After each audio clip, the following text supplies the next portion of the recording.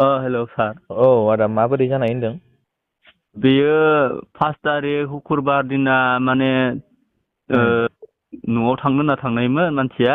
औ औ औ ओमफ्राय बे मानसिया मोनहैयाखै, बिहावनि न'आवबो मोनहैयासै औ आरो गिदिंना फैफिनासै।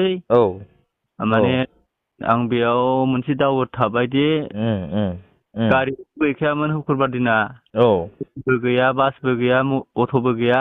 औ औ ओमफ्राय बिहावा बुंहरदोंमोन नों न'आव थांफिनदो, न'आव थांनानै आं टाइम जाबा लेंहरसिगोन गारि खुला जाबा होननानै बुंनायमोन आरोना। औ औ ओमफ्राय आं न'आव थांनायखाय आंबो माने बारा खबर लायासै, बे हौवानि थांखादों नालाय। आं खामानि मावग्रा मानसि नालाय सार।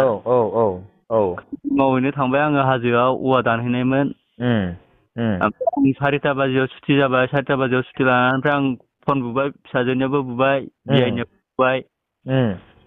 बेथ' थांफिनबाय न'आव होनना बुंहरबाय बियाइआ। आं फिसाजोनाव बुबाय, फिसाजोना सुइस अफ। मोनासै आरो मबाइलखौबो रायज्लायनो मोनासै आं बेजों। ओमफ्राय गैया। बे बहा फैदोंमोन? बेयो माबायाव थांनाय, अदालगुरि सिगाङाव थांनाय। अ अ आंनि बे बायथालिनिफ्राय थांनाय आरोना, माजबाद बायथालिनिफ्राय थांनाय बेयो। सिगाङाव थांनो होनना थांनायमोन आरो बिहावनि न'आव। गैया, माने गिदिंनाबो फैफिनासै, गिदिंनानैबो बिहावनियावबो थांफिनासै। शुक्रबार 5 तारिख 7ता बाजियावनो ओंखारलांनाय बियो न'निफ्राय।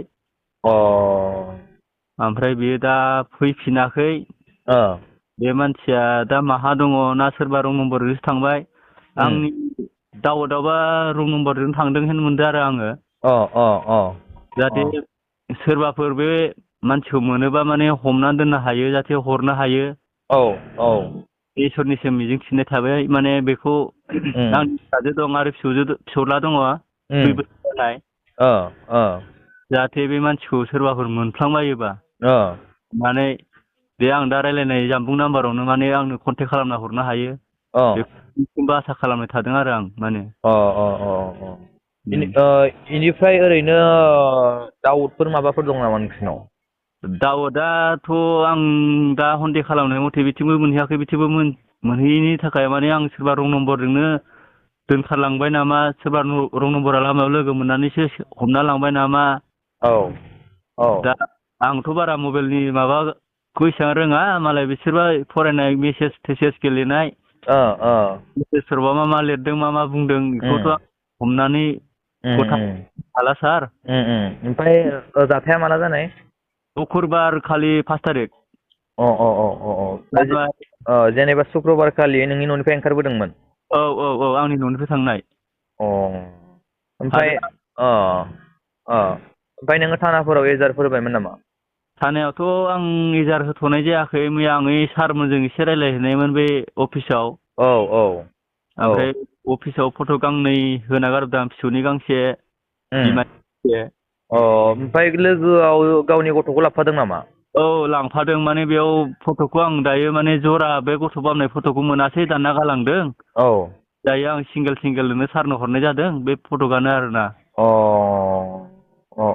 ओमफ्राय नोंसोरनि फुल एड्रेसा?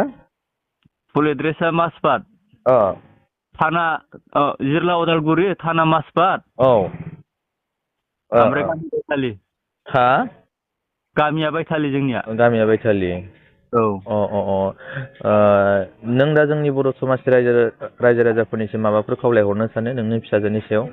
औ, आं रायजो राजा बर' समाजनिफ्राय आं मोनसे खावलायनो लुगैयो, जाहाथे बे गथ'खौ मोनोबा जाहाथे आंनो गथायना हरो।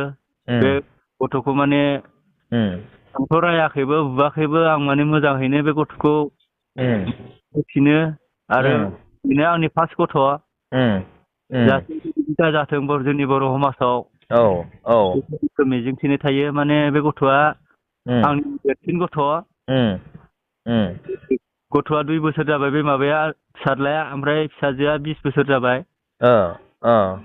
हाबा जानाया बिसोरो 4-5 बोसोरसो जाबाय।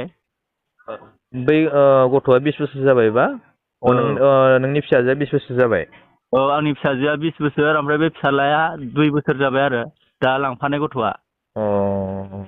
बे आंनावनो थायोमोन, माने जावैयाबो आंनियावनो थानाय। आं मोननैसो बिहावनि मोनसे डकुमेन्टस बिहरनायमोन आरोना बे रायजो जानायाव डकुमेन्टस नांगौ जायो दा न'निफ्राय डिक्लियारलि माने डकुमेन्टसखौ लाबोआखैमोनथ' औ औ औ डकुमेन्टसखौ लायनो होननानैसो थांनायमोन नालाय आं माने मोजाङै बुंबाय दे डकुमेन्टसफोरखौ लाबो रायजोफ्राबो डकुमेन्टस बिदों औ औ बेयावनो थानाय जाखासिगोन बेयावनो रायजो जानाय जासिगोन डकुमेन्टसफोरखौ लाबोदो होननानै आं मोजाङैनो बुंहरनायमोन बिआइजोंबो रायज्लायखानायमोन होनबालाय बिआइआबो बुंहरबाय लांफैदो बिदिबा आं लिरना हरसिगोन होननानै बुंहरनायमोन खोथाखौथ' आं मिथिया बिसोरनि मबाइलाव थाखुमानाय भिट'रिया खोथाखौथ' आं बुंनो रोंला सार औ औ औ जोंनिफ्रायबो बेखौनो खावलायनो सानो जोंनि बर' समाजनि रायजो राजा गासैनिसिमबो जे फिसाजोनि नामा मा नाम रसिना बसुमतारि रसिना बसुमतारि फिसालानिया प्रिन्जय बसुमतारि फिसालानिया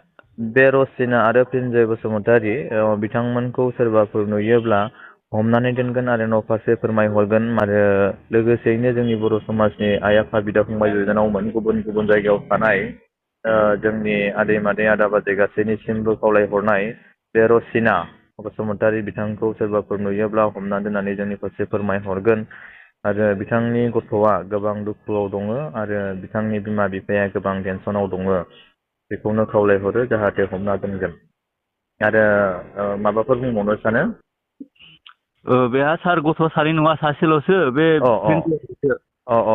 सासेल' गथ' बे फार्स्ट गथ' सार जाहाथे मोनोबा बयबो बर'नि समाजनि जानानै जाहाथे बे गथ'खौ हमनानै आंनिसिम बे जानबुं नाम्बाराव फोरमायहरो 600-2252656 बे नाम्बारखौ कन्टेक्ट खालामनानै जाहाथे आंनि हरनो हायो बयनिसिमबो बर' समाजनि जानानै आं गुरैयैनो खावलायनाय थाबाय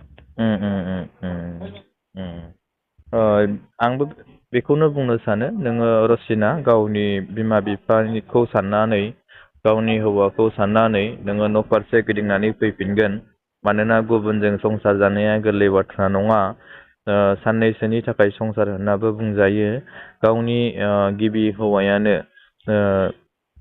नोंखौ जाबायदि अनो नों बेखौ गोसोखांना फैफिनगोन नों गुबुननि अननायाव गोजावनो नाङा जाहाथे बिमा बिफाखौ साननानै गावनि गथ' आरो गथ'खौ फोरोंनायनि लामायाव लाबोनानै गावनि हौवाखौ साननानै न' फारसे गिदिंना फैफिनगोन दाबोनो नोंखौ नोंनि हौवाया नेनानै दं बिमा बिफाया नेनानै दं बे खिन्थिखौनो खावलायहरनाय थाबाय आरो माबा बुंबावनो सानो आदाया माने बिनि हौवायाथ' उदालगुरियाव थायो खामानि मावो नालाय बे हौवायाबोथ' जेबो रोंखाया माने